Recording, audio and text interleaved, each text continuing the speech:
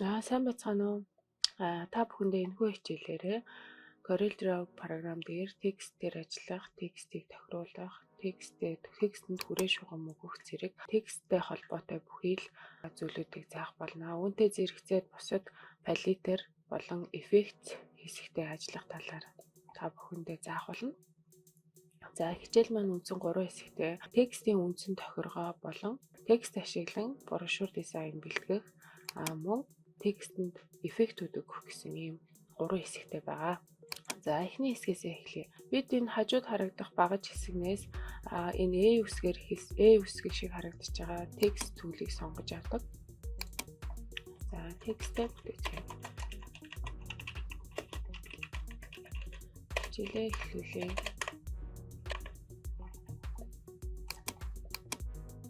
Бид нар текст үүсгэхэд одоо нэг төлөвийн мөр дээр энэ текстний тохиргоонууд гарч ирдэг байгаа. За текстний тохиргооны хувьд гэх юм бол Word програмтай ерөнхийдөө төстэй байгаа. Эхний хэсэгт фонт, дараагийн хэсэгт фонтны хэмжээ, bold, italic, underline гэсэн ийм 3 тохиргоо байнга харагдаж өгдөг байгаа мөн.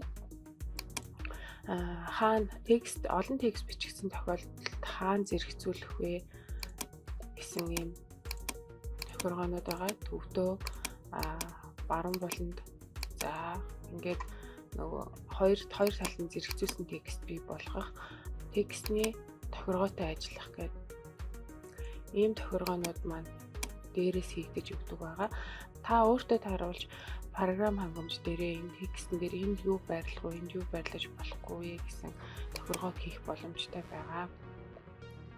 За доош явах юм бол за текстийг бид нэр хоёр аргаар идэвхжүүлж болно. За pick tool болон shape tool хоёроор идэвхжүүлдэг байгаа. За pick tool-ыг сонгоод текстээ shift-ээ дарж агаад томруулж жижигрүүлэх тохиргоо мөн хоёр тавшаад эргүүлэнгээ жижигрүүлж томруулах гэсэн ийм хоёр тохиргоон дээр ажилладаг байгаа. Pick tool маань харин shape tool-ны хувьд арай өөр. Shape tool маань энэ текст тус бүртээ зөвхөн Corel програм дээр энэ текст тус бүртээ ажиллах боломжтой байдаг. Одоо текстийг энэ доор харагдаж байгаа цэгийг идэвхжүүлээд чирэх. За идэвхжүүллээ, чирлээ. Shift-ээ дарж агаад чирэх юм бол дээшээ доошоо тэнхлэхийн дагуу яг шулуун шугамын дагуу явна. За энэ доор харагдаж байгаа энэ хөндлөн босоо уран шиг шулуун маань юуны ямар утгатай юм бэ гэх юм бол текст хоорондын зайг энэ shape tool-ийг идэвхжүүлснээр тухайн текстийн үндсэн байгуулалт гэж ярих байх. Үндсэн байгуулалтыг алдагдуулахгүйгээр текстийн хоорондох зайг ихсгэж багасгах боломжтой байгаа.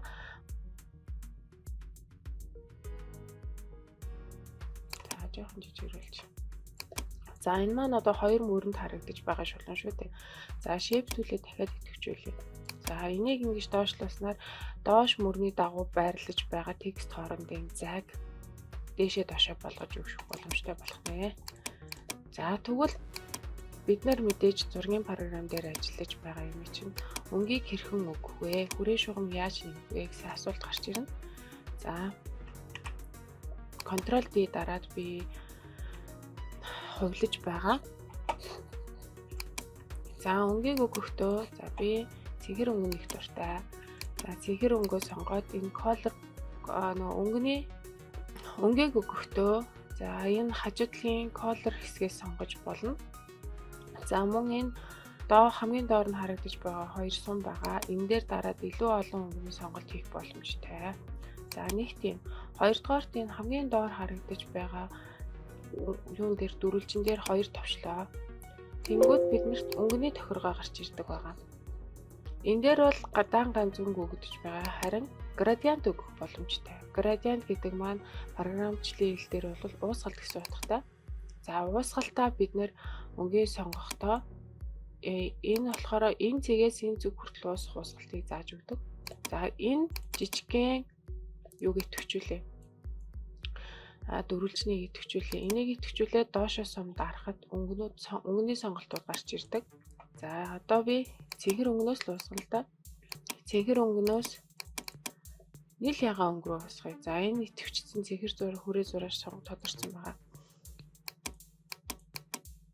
За нийл ягаан өнгө рүү уусгая. За гэх мэтчлэн уусгана. За тэгээд өнгө маань шууд ийм тэгшгнэр биш жоохон ийм налуутай уусгах боломжтой. Энэ дээр мэдээж нөгөө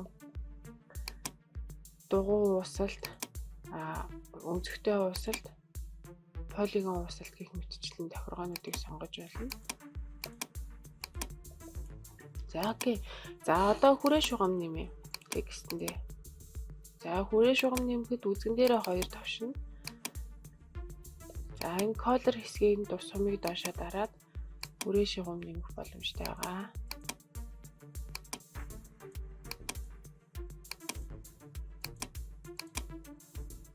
За хүрээ шугамын хэмжээ өргөнийг. За хүрээ шугам маань үзэгдэхдээ бүрийн хий дүрс үүсгэж байхаар би тохирууллаа. Мөн энэ шугамны тохируулга байдаг хүрээ шугам мааныг яаж харагдах юм гэсэн. За ийм тохиргоо хийж өглөө. За энэ дээр зэрэгцээд Corel-ийн давуу тал нь текстэн дээр маш их өөрчлөлт өгсөн байж байгаад текстийнхаа фонтыг солих боломжтой байгаа. За хажуу энэ зүүн хэсэгт properties буюу дэлгэрэнгүй тохиргоо байгаа. Эндээс бид нэр бүх тохиргоог хийх боломжтой. Саяны хэлтгчлийн за өнгийг сонгож болно. Мөн хүрээ шугамыг сонгож болно. Нэмэлт функцүүд нэмж болох байгаа. Би зөвхөн энэ хуудсан дээр ажиллах гэж байгаа бичигдэж байгаа текстүүд маань энэ хуудасаар хязгаарлагдана гэх юм бол ингээд заагаад өгчдөг байгаа.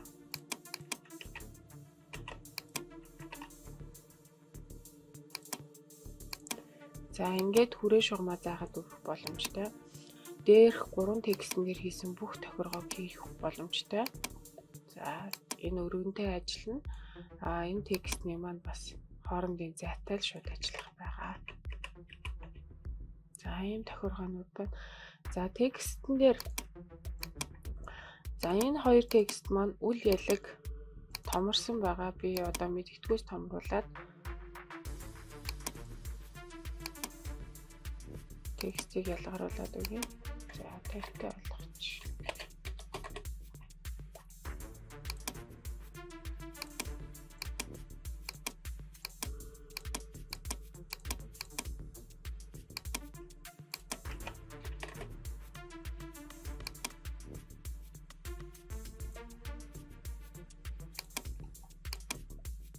Ийм текст эффектний ажиллагааг хийж болно. За мөн энэ дээр текстэн дээр эффект өгөх боломжтой байгаа.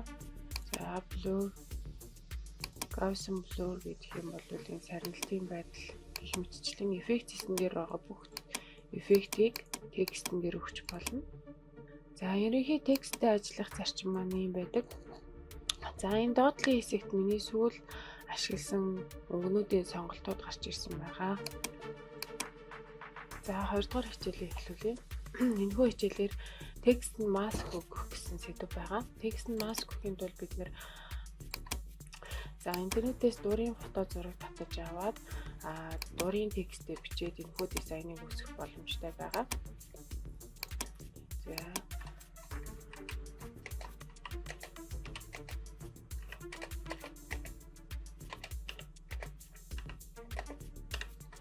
дизайн.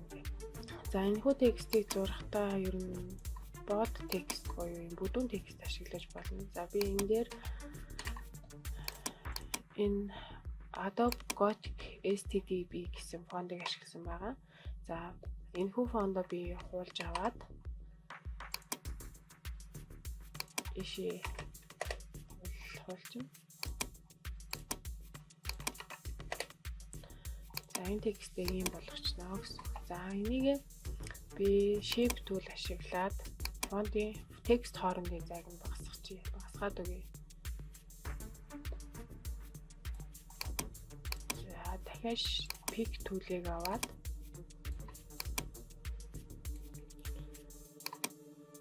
текстний дээдлийн хэсэг болон доотлын хэсгийг зурагтайгаа тэгзүүлж өгнө.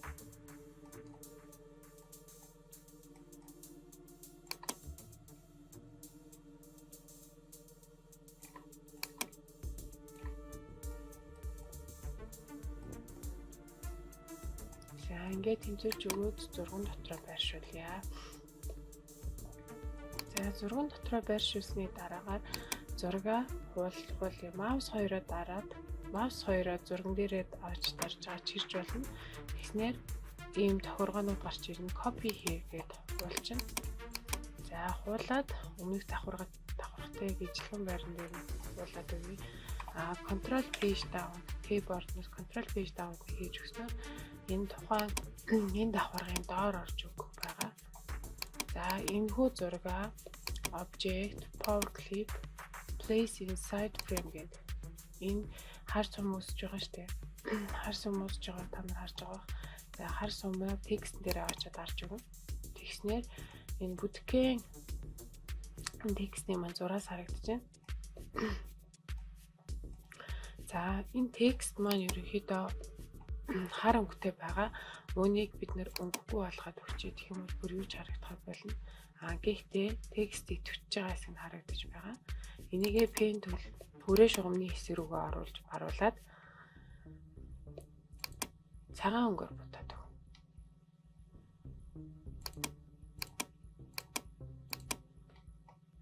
Цагаан өнгөөр будангууд энэ тодорч байгааз.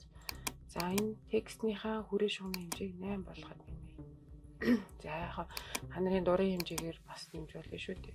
4 8 гэд тэг болонгуудынхаа дизайныг өөрийнхөө ямар зураг сонгосон түндээ тааруулж өөрчилж болно.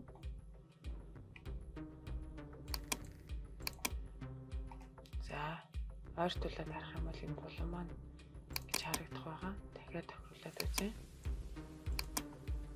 За энэ үзэгтэй болж байгааз.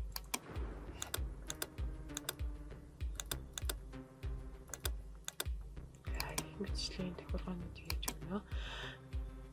За дараа нь яах вэ гэхээр энэ текстийнхаа энэ дизайн дээр маань энэ текстнээс урагшаага зүйл харагдахгүй байгаа. За тэрийг устгаж өгье. Устгахдаа бид нэр pen tool ашиглана. Pen tool-ээр энэ вектор төрлийн график дээр зурхад ер нь амар байдаг. Энэ күрүү үсгээ явуучих боломжтой, шулуун үсгээ явуучих боломжтой байдаг учраас бусад багжуудыгаа бодвол энэ маань арай хэлбэр ашиглахад илүү өргөн хэрэглээтэй байдаг. За shift-тэй дараад ингээ pen tool-ээ зөөж өгөх юм бол энэ 45 градусын алуутайгаар юу маань зураас маань зурагдах боломжтой. За одоо ийм эхний цэгийг нь мэдэгдэхгүй тэгсэн хэрнээсээ доотлолтой яг тэгшин шулуун зурах шаардлагатай shift-тэй дараа доош чирч өгнө. За энэ 0 гэсэн хэсэг үүсэж байгаа. Энэгээр бид нэр дүрсээ хаачиж байгаа. Үндсэн дүрс үсгэж байна гэсэн үг байхгүй. За энийг цагаан өнгөөр бодчихъя. За цагаан өнгөөр будаад дахиад control page down хийчихнэ. Тэнгүүд текстийн маань уртлын хэсэг харсан байгаа. За одоо энэ үнцэг болонгууд болоод нэмэлт хэсгүүдийг дахиад хасаж өгье. За хасахын тулд мөн бид нэр pen tool-ийг ашиглана. Эсвэл та нар өөрсдийнхөө хүссэн эсвэл илүү сайн эзэмшсэн багжаа ашиглаж болно. Тэгээ та нар анхнаасаа ямар зураг сонгосон тэрнээсээ шалтгаалаад зурах багжаа сонгох боломжтой байгаа. Өмнөх хичээл дээр багшнуудын талаар дэлгэрэнгүй орсон байгаа. За ингээ маш шалгуулах цөөхөн цэг ашиглаад маш цэвэрхэн хүрээлхийг хичээгээрэй. Тэгэх юм бол програмд бага ачаал юм дараа нь засвар хийхэд илүү төхөн болж өгдөг байгаа.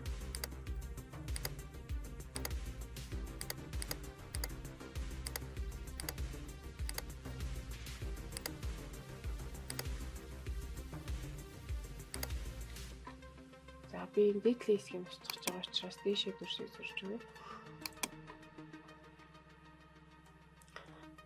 За үзэгний маань хажууд ийм тойрог үснэ. Энэ маань энэ дүрсийг битүүлэх гэсэн утгатай байгаа шүү.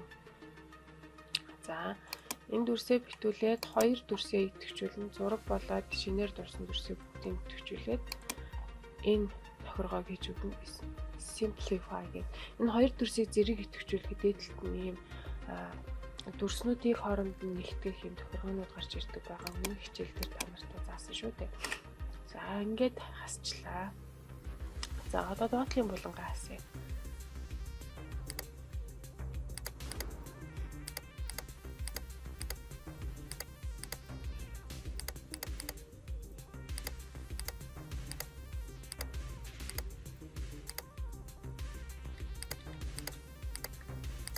Мөн өмнөдөө ижлэхэн тохиргоо гэж байна. Туслаа. Хэрэггүй хэсгээ устгалаа. За нэмэлтээр одоо энэ дизайн маань ганцаараа ингэ харахад нэг жоохон тийм хоосон эзгүй харагдаад байгаа учраас жоохон чимэглэл хийж байна. За control space 2-оор зэрэг дарж өгөх юм бол энэ тойрог маань яг цэвэр тойрог үүснэ. За тойргоо үрээ шугамыг нь олбор шарангуур аваад доторх өнгийн хоосон болгоё. За энд тойрог төр зураад үлдээжээ. Давхар дахиад нэг тойрог зуръя, жижигхэн тойрог. За жижигхэн тойрог маань өнгөн control keyboard-наас control shift E дарахад өнгөө холж болно. За энийг control T хий. За өөр ямар нэгэн товчлуур дарахгүйгээр яг энэ дүрснийхээ хажууд аваачаа тавиарай. За дахиад control D.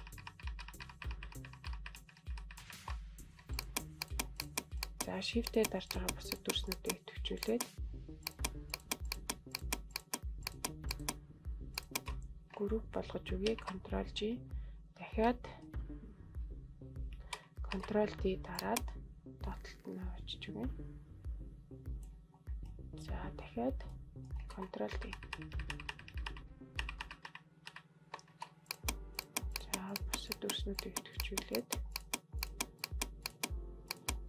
control G. За энэ дүрсээ төвчүүлсэн чихтэй object power clip place frame inside гэдэг энэ тойрог дотор байршуулж өгье. За тойрог дотор байршуулсан энэ дүрсээ би 45 градусын налуутай дүрс болгоод эсвэл нэг тойргийн устгамаар байна гэдэг юм бол контролоо дарж агаад энэ юун дээр дардаг байгаа. Маск болсон энэ үндсэн дүрсэн дээрээ дардаг байгаа. За тэнгуү шин цог өсөж өгнө. Энийгээ би 45 градусын налуутай эргүүлчих.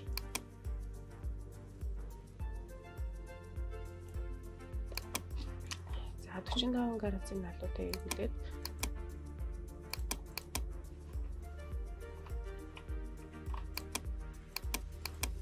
нэг тойргийн устгая.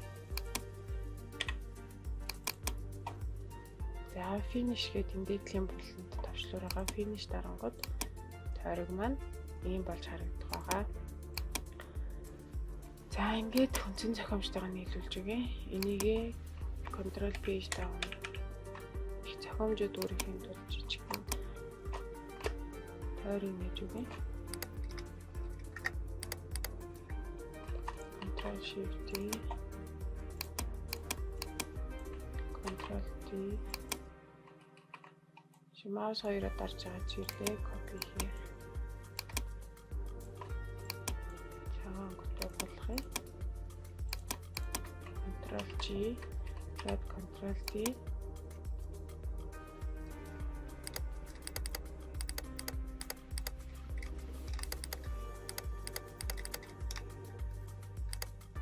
За ингээд зохиомж бэлэн боллоо. За ингээд зохиомж бэлэн боллоо. Та нар өөрсдийнхөө хүссэн зургийг ашиглаад ирэх дасгалыг дагаад хийгээрэй. 3 дахь хэсэгтэр бид нэр текстэн дээр сүүдэр үгэг гэрэлтүүлэг яаж хийх вэ? Мөн нэмэлт тохиргоонуудыг суралцах болно. Та хичээлээ дагаад хийгээрэй. За энийг түр хажууд шалгаж байна. За ингээд текстээ сурна.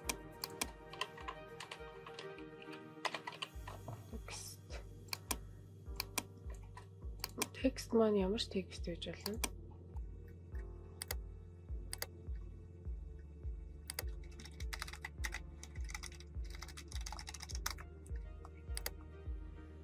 За би энэ удаа Монгол Arial гэсэн текстийг сонгож аваад ажиллана. За ингээд цэгэр өнгийг сонголоо. За цэгэр өнгийг сонгоод контур нэмжих байгаа.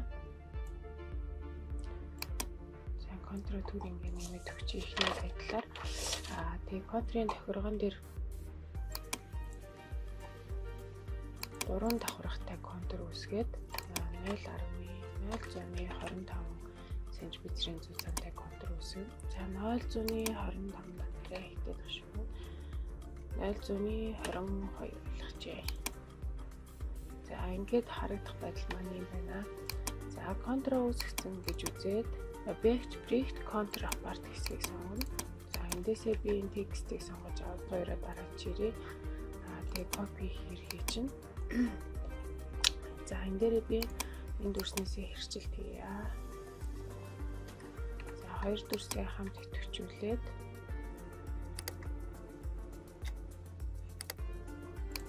энэ тохиргоог сонгож өгнө. Тэгэхээр текстэнд маань зөвхөн доотлын хэсэг үлдэх байгаа. Энийг prefect өгөхдөө ашиглана. Мөн дахиад контр тохиргоог хий. Энд бид нарт нэг л давхрах хэрэгтэй. Голын төвчлөөр голын энэ доторх контр гэсэн энэ тохиргоог хийж өгнө. Мөн 0.2-оор тохируулнаа. Бид нар объектод хийж идэвхжүүлээд bricht контр апарт үүсгэн. За эндээс бид нар зөвхөн хар хэсэг маань хэрэгтэй. Энэ цэгэр хэсгийг босгоод өгчээ. За хар хэсгээ дэшээ текст дээрээ байрлуулна. Үндсэн текстээ текст дээрээ контур градиент буюу уусгалт хийж өгье. За уусгалт хийж өгөхдөө усаа шумын дагуу за энэ ингээ хуурж өгье.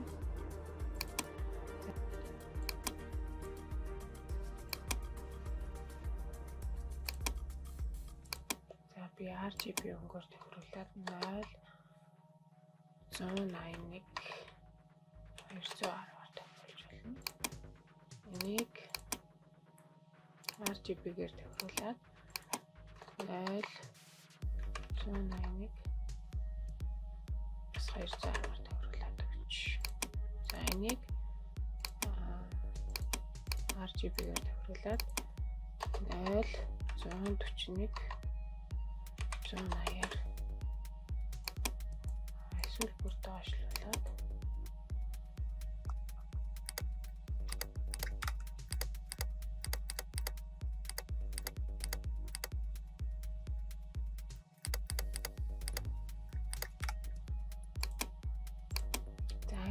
өглөө.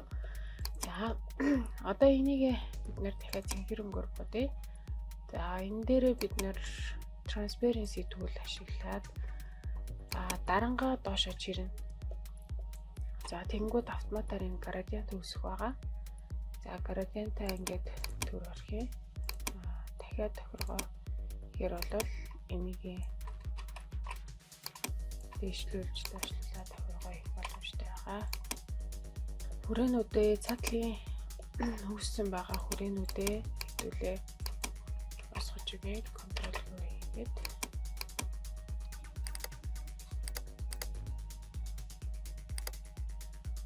за энэ хүүхнээс арайгүй өнгө авч болно. Эсвэл энд би миний бэлтгэсэн байгаа өнгөнөөс арай хурднаар та нар хүссэн өнгөнийхөө тооныг сонгож байлаа шүү. Заавал зэхэр гэлтгүүгээр. За би энд сонгоцсон байгаа тооноо дахин сонгоод цаг хугацаа хэмжүүлнээс дахин сонгоо явуулаа. За ийм байна. За ингээд тооноо өнгөнийхөө тооныг сонгочлоо. За дараа нь ямар үйлдэл хийх вэ гэхээр энэ хоёр дахь давхаргыг хуулж өгнө. Копи хийгээд хоёр дахь давхаргаа хууллаа. Энийг дахин контрол D хийж өгье. Контрол D хийгүүд бац зэрэг даашлуулаад саарл өнгөөр бодчихъя. За саарл өнгөөр будаад хоёр объектаа хоёуланг идэвхжүүлнэ. Тэгээд хогтолцсон дүрсийг таарч өгнө. Эхлээд дээдлийн объектыг дараа нь доотлын объектыг идэвхжүүлээд хогтолцсон дүрсийг үүсгэн. За энийг устгалаа. За энээс өмнө энэ огтлсон дүрсээ бид нэр энийг гэрэлтүүлэг болгох гэдэг байгаа байхгүй юу? Тэгэхээр үндсэн өнгөөрөө бодоод өгч ихний хэлжин дараа bitmaps convert to bitmap гэж зураг болгож хамжиж өгье. За зураг болголоо. Объектэндээ effect өгье. Effect blur Gaussian blur гэсэн тохиолгоо хийж өгье. Энэ дээр тавтай байхад хэдүүл нэг нь хангалттай байна. Тоогоор бичиж болно. Эсвэл өөрсдийнхөө мэдрэмжээс шалтгаалаад энэ тохиолгоо хийж болох байгаа. Сарниулсныгаа одоо энэ дээр гэрэлтүүлэг болгож өгье. Ингээхийн тулд object power clip place inside frame гэдэг өмнөх асгал дээр хийсэн шиг зүйлийг хийж өгөөд энэ суман дээр дарж агаад ингээд хуулчнаа гэсэн. За энэ highlight нь хүү гэрэл маань арай тод харагдаад байна гэх юм бол контролоор дарж байгаа дахиад төвчүүлээд transparency зэсийг сонгоод одоо нөгөө гэрэлтэх байдлыг багасгаж өгье. За ингээд finish хийчлээ. За иймэрхүү байдалтай харагдах нэ. За одоо энэ хүрээ шугам маань за энэ хэсэгт маш их өнцөг үүсэж байна. Хүрээ шугамаа дахиад нэг хоёроор нэмэгдүүлье. Цагаанаар бодлаа. Төр нөгөө ялахын тулд хар зураас өгье. Окей, хар зураас өглөө. Окей. За энэ дээрээ бид нэр дахиад контур гэсэн тохиолгоо хийж өгнө. Хэдүүлэнд нэг л давхарах хэрэгтэй. Гэхдээ контур маань арай зузаан болох хэрэгтэй байгаа тийм. Тэгэхээр энэ дүүссэн байсан жижиг нөхч гэсэн устж өгөх байгаа. За контур маань арай зузаан болсон байгаа. Энийгээ дахиж идэвхжүүлж байгаад объектийн break contour property-г сонгож өгнө дахин. За тэгээд доторх цагааныг устгаад гаднахыг цагаанаар боднаа гэсэн. За түрдээ энэ зураас нь байж иг. За ингээд текстийн маань ерөнхий эффект бослоо. Одоо суурийг хийж өгье. За суурийг хийж өгтөө. За энэ яганаар бодоод өгч. За тэнгүүтээ энийг маус хоёроо дарж хагаад order back to layers гэдэг давхаргуудын хамгийн доотлолт нь аваачих гэдэг тохиолгоо хийгээд gradient өгье. За gradient өгөхдөө төвөөсөө gradient өгнө.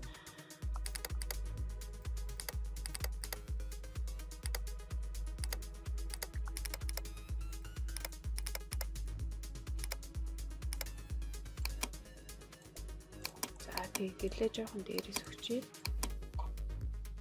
За окей, ингээд background маань окей боллоо. Одоо энэ маань нэг жоохон амьгүй харагдаад байгаа зүйл маань биднэрт сүдэр дутагдж байна гэсэн үг.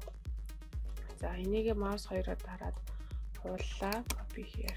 За сүдэр маань мэдээж цагаан өнгөн дээр сүдэр учраас саарл өнгөөр авч өгье. За саарл өнгөөр аваад зураг болгож хувиргана. Bitmaps convert to bitmap гэдэг. За effect blur Gaussian blur гэдэг. За 5.8 гэдэг. Арай сүдээ нэмээд өгч. Сарнилтыг бишээ page control page down.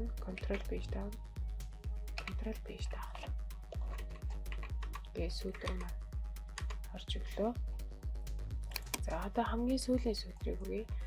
За энийгээ маань control D хийгээд 5 хар байхаар тохируулаад дахиад үйлдэлээд автан convert bitmap. Окей. Effect blur Gaussian blur. Энийгээ арай их болгоч. Сарнил цайтай. Окей. За ингээд control page down. За энэ маань арай бага сарнаад байгаас нэг тийм амгүй. Тэгэхээр дахиад эффект өгөө сарниулж өгнө.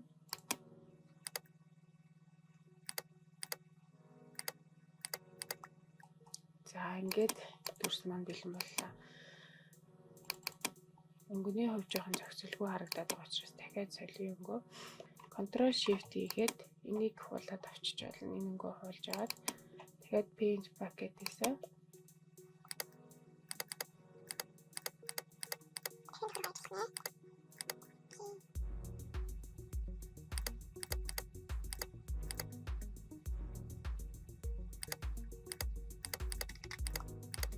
За ингээд текст маань бэлэн боллоо. Объект edit